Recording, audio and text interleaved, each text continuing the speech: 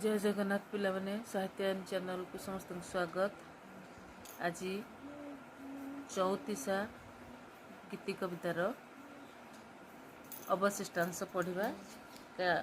गत काली क्लास रे जो क्लास अपलोड करथि सेथिरे याकू मु संपूर्ण करि पार नथिली अनिवार्य कारणवशतः आज बाकी तक आज पढ़ा।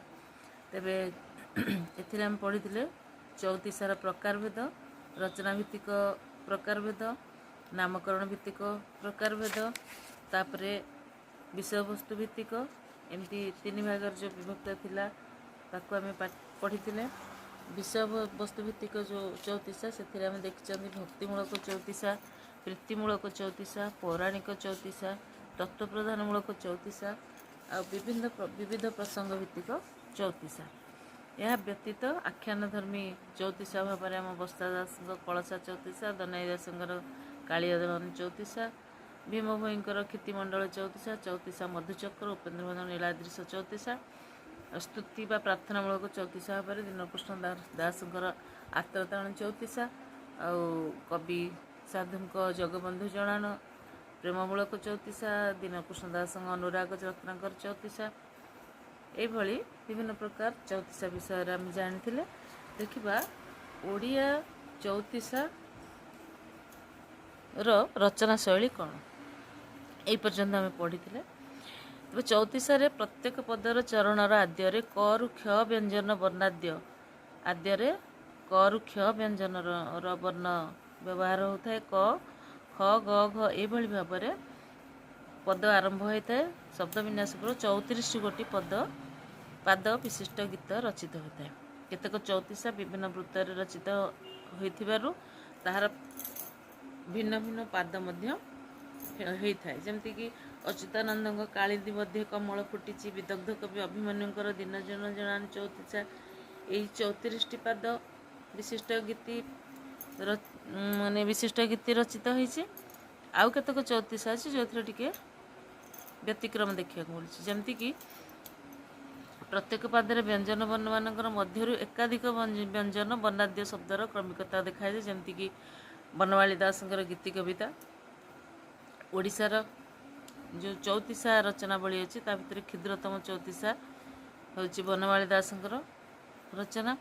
तो प्रत्येक पदर केवल आद्य चरण 34 गोटी व्यंजन वर्णाद्य शब्द विन्यास घटे।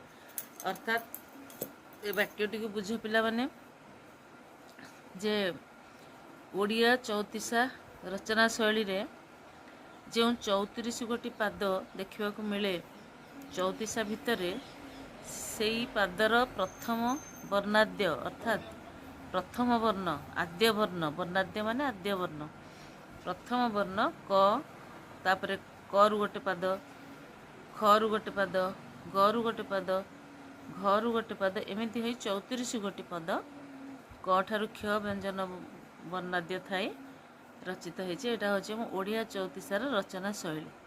केतेक चौतीसा प्रत्येक पदर दुईटी चरण में व्यंजन वर्णाद्य शब्दावलीर प्रयोग करा जायछि। जेमती कमल लोचन श्रीहरि चौतीसा यही शैली रचित। आउ केतेक रही 4 गोटी पादर एक वर्ण व्यंजन वर्णाद्य शब्द विन्यास रही। अर्थात गोटे पदरे 4टी गोटे पदरे 4 गोटी जो पाद रोचे से गोटे व्यंजन वर्ण रही तार आद्य वर्ण यहाँ देखा मिले। आउ केतक क्षेत्र में 4 चरण विशिष्ट एक पादरे क्रमान्वय 2टी व्यंजन वर्णाद्य शब्द वर्ण क्रम 34 गोटी व्यंजन वर्ण व्यवहृत हो चौतीसा रचना कराकि 17टी पद विशिष्ट। पद पाद पिला माने जानी परछ। पद कहले गोटी केतोटी वाक्य को लेकर जोड़ा हुए ताहला पद। पाद हला प्रत्येक जो रही वाक्य गुड़िक जो दुईटी पाद को लेकर गोटे पद हुए से प्रत्येक वाक्य को कह जाए पाद। से कहुई जे 4 चरण विशिष्ट एक पदरे अर्थात 4टा पाद 4टा लाइन एक पद ताकू करागला जदि ताहले क्रमान्वय 2टी व्यंजन वर्णाद्य शब्द विन्यास रही थाए जमती कि दुईटी पदरे दुईटी वर्ण थाए। तेणु ताहले केतेटा हबो जदि चारि चरण विशिष्ट एक पदरे दुईटी रोचे ताहले केतोटी पद हबो 17टी पद हबो। चौतीसारे ओडिया भाषा रे केतेक चौतीसारे प्रत्येक चरणर प्रांतरे यथाक्रम 34टी गोटी व्यंजन वर्ण व्यवहार करा जायछि। जेमति रसपंचकर र आउ क कार चौतीसा ए धरणर अटे। अर्थात र आउ क ए दुईटी व्यंजन वर्ण को चौतीसार प्रत्येक चरणर प्रांतरे यथाक्रमे 34 गोटी व्यंजन वर्णर व्यवहार करा जायछि।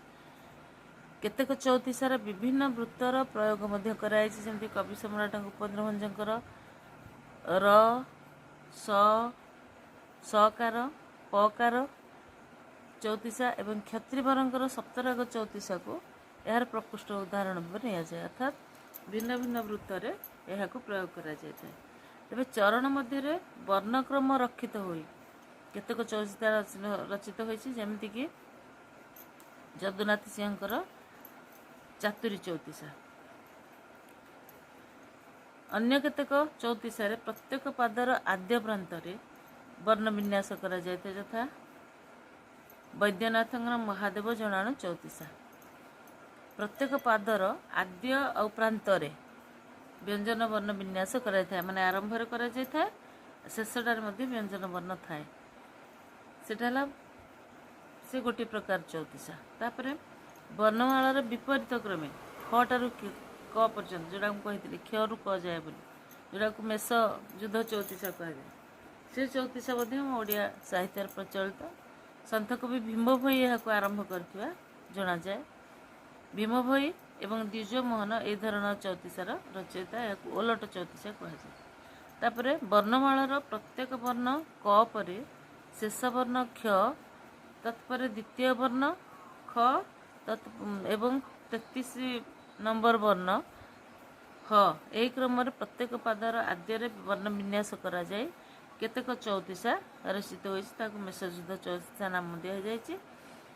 कवि श्याम घनकर मेषयुद्ध चौतीसा यही धरणर पिलाने पूर्वर मु कहली भीम भोई चौतीसा कथा सेटा मेषयुद्ध चौतीसा नुहे सेटा हूँ ओलट चौतीसा। अर्थात क रु क्ष न होइके सेटा क्षरु क पर्यंत वर्णर वर्णाद्य यही चौतीसाटी रचित होती। तार स्रष्टा होचंदी प्रथमे किए ना सन्थ कवि भीम भोई प्रथम से रचना करते आउ जन लिखिं द्विज मोहन। तेज ओडिया साहित्य केतेक चौतीसा देखा जाए जो कि 30टी पद थाए। शेष पद व्यतीत 12 माने द्वादश आउ 20 बा 20 12 नंबर पद और 20 नंबर पदर कवि निज नाम भणती करथांती। जेमती कवि सम्राट उपेन्द्र भंजकर सहकार चौतीसा ब्रजराज सिंहकर बलाहक चौतीसा एथिरे से निज निज ना भणित कर अर्थात निज ना निजे यही चौतीसा रचना कर ना निजर नाम को ता भितर दर्शाई। दनई दास पहली चौतीसा और वीरसिंहकर वीरसिंह चौतीसा रे मध्य प्रत्येक पदरे कविंकर भणिता रही। या भर पिला सर्ट टाइप क्वेश्चन आसीपे देखीदेव। तापर देखिया ओडिया चौतीसार लोकप्रियता किपरि रही। ओडिया चौतीसा गुड़ाक व्यंजन वर्णर क्रमिकतार रचित होता कारण यह सहजरे स्मरण करें तार गोटे विशेष गुण। कारण पाठक जदि अभ्यास करने चाहिए ना ताहले तार कौन प्रकार स्मृति विभ्राट घटब ना से तार आवृत्ति कला पद भितर भूल भाल केबे हब ना कहीं से वर्ण अनुसार ताको आवृत्ति कर सहजरे। दीर्घ काव्य कि बहुपद विशिष्ट छांद अपेक्षा यार सांगीतिकता सांगीतिकता अच्छे अधिक आउ गायक गायिका को आवृत्तिकार को यह अधिक आकर्षणीय लगे। आउ चौतीसा विभिन्न रागरागिणी युक्त होइथिबारु एवं एथिरे देववंदना मध्य करा जाउथिबारु यहाकु स्तोत्र आकार रे मध्य गायक गान करथाए। आउ भगवानकर वंदना को स्तोत्र आकार रे पाठ कला बेले तार चित्त पवित्र हुए। लोक मानकर विश्वास मध्य जे स्तोत्र गुड़िक गान कले आत्मा पवित्र हुए आत्मशुद्धि हुए ତେଣୁ ରୀତିଯୁଗୀୟ ଆଙ୍ଗିକ ବୈଚିତ୍ର୍ୟ ମୁଖ୍ୟତଃ ଯେହେତୁ ଆଳଙ୍କାରିକତା ଏବଂ ସାଙ୍ଗୀତିକତା ଉପରେ ନିର୍ଭର କରୁଥିଲା, ଏଥିରେ ସେଇଭଳି ଦୀର୍ଘ ବର୍ଣ୍ଣନା ନାହିଁ। ରୀତିଯୁଗୀୟ କାବ୍ୟର ଆଙ୍ଗିକ ବୈଚିତ୍ର୍ୟରେ ଯଦି ଆଳଙ୍କାରିକତା ଓ ସାଙ୍ଗୀତିକତା ମୁଖ୍ୟ ଗୋଟେ ବିଶେଷ ସ୍ଥାନ ମିଳିଥିଲା, ଆଉ ଏହା ରୀତି ଯୁଗରେ ରଚିତ ହୋଇଥିଲେ ମଧ୍ୟ ଚଉତିଶାରେ ସେଭଳି ଦୀର୍ଘ ବର୍ଣ୍ଣନା ଦେଖିବାକୁ ମିଳିନାହିଁ କି ଆଳଙ୍କାରିକତା ୟା ଭିତରେ ଏତେ ମାତ୍ରାରେ ନାହିଁ। ଦୀର୍ଘ ଆଖ୍ୟାନ କାବ୍ୟ ଓ କ୍ଷୁଦ୍ର ଗୀତିକାବ୍ୟ ମଧ୍ୟରେ ସତେ ଯେପରି ଏହା ଏକ ସେତୁ ତୁଲ୍ୟ କାର୍ଯ୍ୟ କରୁଛି। କେଉଁଠି? ଚଉତିଶାଠି। ନା ଇଏ କ୍ଷୁଦ୍ର ନା ଇଏ ଦୀର୍ଘ। ଚଉତିଶା ହେଉଛି ରୀତିଯୁଗ କବିଗଣଙ୍କୁ କବିତ୍ୱ ସିଦ୍ଧିର ସୁଯୋଗ ଦେଇଛି। ଚଉତିଶା ରୀତିଯୁଗ କବିମାନେ ବିଭିନ୍ନ ପ୍ରକାର କାବ୍ୟ ରଚନା କଲେ, କିନ୍ତୁ ଚଉତିଶାର ଯେଉଁମାନେ ରଚନା କରିଛନ୍ତି ସେମାନେ ଅପୂର୍ବ ସିଦ୍ଧି ପାଇଛନ୍ତି। କ୍ଳିଷ୍ଟ ଶବ୍ଦାଡ଼ମ୍ବର ବହୁ ଅଳଙ୍କାର ଠାରୁ ଦୂରେଇ ଯାଇ ସେମାନେ ସରଳ ତରଳ ଭାବରେ କବିତା ଚାତୁରୀ ପରିପ୍ରକାଶରେ ଏହି ଚଉତିଶା ଗୀତିଗୁଡ଼ିକୁ ଅତି ସୁନ୍ଦର ଭାବରେ ବର୍ଣ୍ଣନା କରିଛନ୍ତି। କାରଣ ଆମେ ଜାଣିଛନ୍ତି ରୀତିଯୁଗୀୟ କବିମାନେ କାବ୍ୟ ଅଳଙ୍କାର, ଶବ୍ଦ ଅଳଙ୍କାର, ଅର୍ଥ ଅଳଙ୍କାର, କ୍ଳିଷ୍ଟ ଶବ୍ଦ ଏସବୁର ଯେଉଁ ବ୍ୟବହାର କରିବା ଫଳରେ କାବ୍ୟର ଓଜନ ବହୁ ପରିମାଣରେ ବୃଦ୍ଧି ପାଇଥିଲା ଏବଂ ତାହାକୁ ସାଧାରଣ ଲୋକ ସହଜରେ ପାଠ କରିପାରୁନଥିଲେ। ପାଠ କଲେ ବି ମର୍ମ ବୁଝିପାରୁନଥିଲେ, ସେଥିପାଇଁ ଜଣେ ବିଶ୍ଳେଷକର ଆବଶ୍ୟକ ପଡ଼ୁଥିଲା। କିନ୍ତୁ ସେଇ ରଚନାର ପରବର୍ତ୍ତୀ ସମୟରେ ସେମାନେ ଯେଉଁଭଳି ଭାବରେ ଚଉତିଶା ଗୀତି କବିତା ରଚନା କଲେ, ସେଥିରୁ ତାଙ୍କର ପ୍ରକୃତ କବିତ୍ୱ ଜଣାପଡ଼ିଥିଲା। ସେ ତ ଜ୍ଞାନ ଭିତ୍ତିକ ରଚନା ସେମାନେ କରୁଥିଲେ ପାଣ୍ଡିତ୍ୟ ପ୍ରଦର୍ଶନ କରିବା ପାଇଁ ଯେଉଁ କାବ୍ୟ କବିତା ଗୁଡ଼ିକ, କିନ୍ତୁ ପରବର୍ତ୍ତୀ ସମୟରେ ଯେଉଁ ସରଳ ତରଳ ଭାଷାରେ ଅଳଙ୍କାର ବିହୀନ, ଶବ୍ଦାଡ଼ମ୍ବର ବିହୀନ, କ୍ଳିଷ୍ଟତା ବିହୀନ ଯେଉଁ ସାଧାରଣ କବିତା ସେମାନେ ପ୍ରକାଶ କଲେ, ସେଥିରେ ତାଙ୍କ କବିତ୍ୱ ଚାତୁରୀର ପରିପ୍ରକାଶ ଘଟିଲା। ତେଣୁ ଚଉତିଶା ସାହିତ୍ୟ ପ୍ରକୃତରେ ହେଉଛି ସେମାନଙ୍କ ପ୍ରତିଭାର ଗୋଟିଏ ପରିଚୟ ପତ୍ର। ବିଭିନ୍ନ ପ୍ରସଙ୍ଗ ଆଧାରିତ ଚଉତିଶା ଗୁଡ଼ିକ ସରଳ ପଲ୍ଲୀବାସୀଙ୍କର ନିଷ୍କପଟ କର୍ମମୟ ମଣିଷଠାରୁ ଆରମ୍ଭ କରି ସୁରମ୍ୟ ଅଟ୍ଟାଳିକା ଭିତରେ ଥିବା ବିଳାସମୟ ରାଜାର ହୃଦୟକୁ ମଧ୍ୟ ଆନନ୍ଦ ପ୍ରଦାନ କରିବାକୁ କ୍ଷମ ହୋଇପାରିଥିଲା। ଏଥିରେ ଇଷ୍ଟଦେବଙ୍କ ପ୍ରତି ଥାଏ ଭକ୍ତି ନୈବେଦ୍ୟ, ନାୟକ ନାୟିକା ମଧ୍ୟରେ ପ୍ରେମ ପ୍ରଣୟ ମଧ୍ୟ ଏହା ସୃଷ୍ଟି କରିପାରେ। ବିରହ ବିଚ୍ଛେଦର ମାର୍ମିକ କାରୁଣ୍ୟ ଅଭିବ୍ୟକ୍ତି ମଧ୍ୟ ପ୍ରକାଶ ପାଏ। ବିଭିନ୍ନ ଆଖ୍ୟାନମୂଳକ ବର୍ଣ୍ଣନା ଏହା ଭିତରେ ଥାଏ, ତତ୍ତ୍ୱମୂଳକ ବର୍ଣ୍ଣନା ଥାଏ ଏବଂ ମୋକ୍ଷ ପ୍ରାପ୍ତିର ଭାବନା ମଧ୍ୟ ଏହା ଭିତରେ ସ୍ଥାନ ପାଇଥାଏ। ତେଣୁ ଚଉତିଶା ରଚନା ଗୁଡ଼ିକ ବାସ୍ତବରେ ସ୍ୱୟଂ ସମ୍ପୂର୍ଣ୍ଣ ଏବଂ ଓଡ଼ିଆ ସାହିତ୍ୟ ଜଗତକୁ ବା ଗୀତି କବିତା ସାହିତ୍ୟ ଜଗତକୁ ରୁଦ୍ଧିମନ୍ତ କରିବାରେ ଏଇ ରଚନା ଗୁଡ଼ିକ ବିଶେଷ ଭୂମିକା ଗ୍ରହଣ କରିଛନ୍ତି। ସେଥିପାଇଁ ଓଡ଼ିଆ ସାହିତ୍ୟରେ ଚଉତିଶା ଗୀତି କବିତା ଗୁଡ଼ିକର ସ୍ଥାନ ହେଉଛି ସ୍ୱତନ୍ତ୍ର, ଏହା ସର୍ବଜନ ସ୍ୱୀକୃତ। ପିଲାମାନେ, ତୁମର ଚଉତିଶା ଗୀତି କବିତା ସରିଗଲା। ବର୍ତ୍ତମାନ ଆମେ ଦେଖିବା ଭଜନ। ଭଜନର ସଂଜ୍ଞା, ସ୍ୱରୂପ ଆଉ ବୈଶିଷ୍ଟ୍ୟ। ତେବେ ଭଜନର ଅର୍ଥ ହେଉଛି ଗୁଣକୀର୍ତ୍ତନ, ଅର୍ଥାତ୍ ଈଶ୍ୱରଙ୍କୁ ଭଜିବା, ଈଶ୍ୱରଙ୍କୁ ସ୍ମରଣ କରିବା। ଭଜ ଧାତୁରୁ, ସଂସ୍କୃତର ଭଜ ଧାତୁରୁ ଭଜନ ଶବ୍ଦଟି ସୃଷ୍ଟି ହୋଇଛି। ଭଜ ଧାତୁର ଅର୍ଥ ହେଲା ଉପାସନା କରିବା, ପୂଜା କରିବା, ଆରାଧନା କରିବା, ଅର୍ଚ୍ଚନା କରିବା। ତ ଭଜ ଧାତୁରେ ଅଧିକରଣ ବା ଅନ୍ନ ଯୁକ୍ତ ହୋଇ ଭଜନ ଶବ୍ଦଟି ସୃଷ୍ଟି ହୋଇଛି, ଯାହାର ଅର୍ଥ ହେଉଛି ଦେବତାଙ୍କର ସ୍ତୁତିଗାନ, ମହିମା କୀର୍ତ୍ତନ ବା ନାମ କୀର୍ତ୍ତନ କରିବା। ତେଣୁ ମୁଖ୍ୟତଃ ଭଜନ କହିଲେ ଭାଗବତ ପ୍ରାର୍ଥନା ସଙ୍ଗୀତ ଅର୍ଥରେ ହିଁ ଏହାକୁ ଗ୍ରହଣ କରାଯାଏ।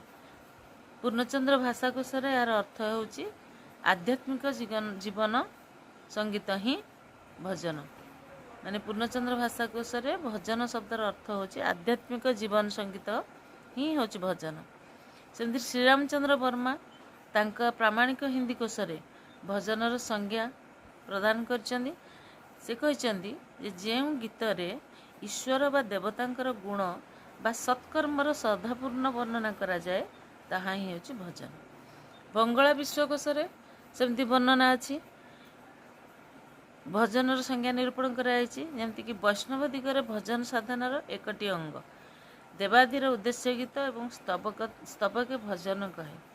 अर्थात भगवान विषय भगवान वैष्णव साहित्य रे भजन होची साधनार गोटे अंग आउ एथिरे देवता मान देवता मानकर उद्देश्य पाई उद्दिष्ट गीत बा स्तबक ताहाकू आमे भजन बोली कहिता। कालिंदी चरण पाणिग्राही PN आनुकूल्य प्रकाश करथिले जे पुस्तकटी the Indian literature of today a symposium पुस्तक रे भजन संज्ञा देवा जाई कहिथिले जे bhajans are song written in simple language the word means meditation on god ordinarily with the help of symbolism bhajans explains the yogic system and the philosophy of Vedanta। तेबे एइबळी भाबरे भजनर अनेक गुड़िए संज्ञा विभिन्न भाषा रे ओडिया हिंदी बंगला इंग्राजी विभिन्न प्रकार भाषा रे आमे भजनर संज्ञा जानि पारले। भजन होची विश्वासर प्रतिफलन भक्तर भक्ति नैवेद्य एथिरे अर्पित होइथाय आउ यह रसात्मक स्तुति संगीत गोटे स्रष्टार निष्कपट हृदयर सरल अभिव्यक्ति मध्य गोधारा परी यह होची पवित्र शुद्ध निर्मल तथा कामना और वासना रहित। भजन द्वारा देवादेवींकर गुणकीर्तन रूप वर्णना एवं नाम भजन करा जाय थाए। उपासना रे एक माध्यम आउ यह भक्तर हृदय को मध्य पवित्र कराई परमात्मा का निकटवर्ती कराइबार विश्वास प्रत्येक भक्त भितर थाए। भगवान चरणारविंदर आत्मसमर्पण पूर्वक भक्तटी परम आनंद एवं चरम तृप्ति पाई थाए जेतेबेले भजनटीए से गान करे बा भजन करे भगवानकर। तत्सहित से सर्वांतकरण रे कौनसी आशा न रखी भजन बा भजन बा भगवानकर बा विभु पयर रे लोटी जीवा पाई एई भजनटी को प्रकाश करता है। तेबे भजन पवित्र भावना एक पवित्र भावना हृदय को स्वच्छ करी फलकांक्षाहीन कराई थाए। प्रभु कृपार जहाँ मिले सेतिक आत्मसंतुष्टि लाभ करे भक्तटी तार जीवन को सरस करने से सब सर्वदा प्रयास करिथाए। आउ भजनर भूमिका अत्यंत गुरुत्वपूर्ण कारण यह लोभ मोह क्रोध काम ठारू मनुष्य को दूरे रखे। उपास्य नाम कीर्तन करी भक्त प्राण उल्लसित हुए। भजन होची आध्यात्मिकतार मर्मवाणी। भजन ओडिया साहित्य एक अपूर्व अतुलनीय विभाग यार गीतिमयता रही। एथिपाई चौपदी चौतीसा षोड़शा जणान आदि रीति रे बहु भजन रचित होई ओडिया साहित्य समृद्ध होइछि। एथिरे एकताली त्रिपटा चक्रकली कामोदी खेमट आदि रागरागिणीर मध्य व्यवहार करा जाय थाए। अनेक धर्म विश्व रे अनेक धर्म निजर काय विस्तार करछंती एई भजन माध्यम रे। तेणु भिन्न भिन्न धर्म तत्व आधारित तात्विक व्याख्या भजन रे देखिबा को मिली थाए। आ प्रत्येक धर्म रे गुरु ही थांती मुख्यर बाहक। तेणु गुरु कृपा बिना जीवन व्यर्थ अटे यह भक्त सबल अनुभव करे। भगवान को प्राप्त करिवार एकमात्र माध्यम होची गुरु कृपा। तेणु भजनर आवश्यकता एवं गुरुत्व प्रत्येक व्यक्ति प्रत्येक भक्तर जीवन रे रहिछि यह समस्ते स्वीकार करिवे। यह होची भजन स्वरूप एवं वैशिष्ट्य। तेबे ये जो भजन साहित्य ये भजन साहित्यर सृष्टि मनीष सहित होइछि। कारण आरंभ सृजनकर्ता विचित्र लीला को बुझिबा बेलू मनुष्य ता हृदय रे अनुभव करिथाए विस्मय भय कारुण्य एवं आनंद भाव। यही मानसिक अवस्था ताको बांधी दिए भगवान पदारविंदरे जेउथुरु जन्मे भक्ति संगीत यार आधार साजे धर्म। आ जहाँ को धारण करा जाए ताहा ही होछि धर्म। धारयति इति धर्म बोली कहा जाए। विभुजतार मन रे ध्यायी संगीतर चारिणी रागिणी रे ताकू तोली धरी भक्त प्राण कविटी ता अपूर्व कवित्वर परिचय दे थाए। तेणु यही जो भक्तिधारा को आमे बा भजन साहित्यर अवशिष्टांश को आमे शेष करवा आ गोटे क्लास रे आज एतिक रखिबा।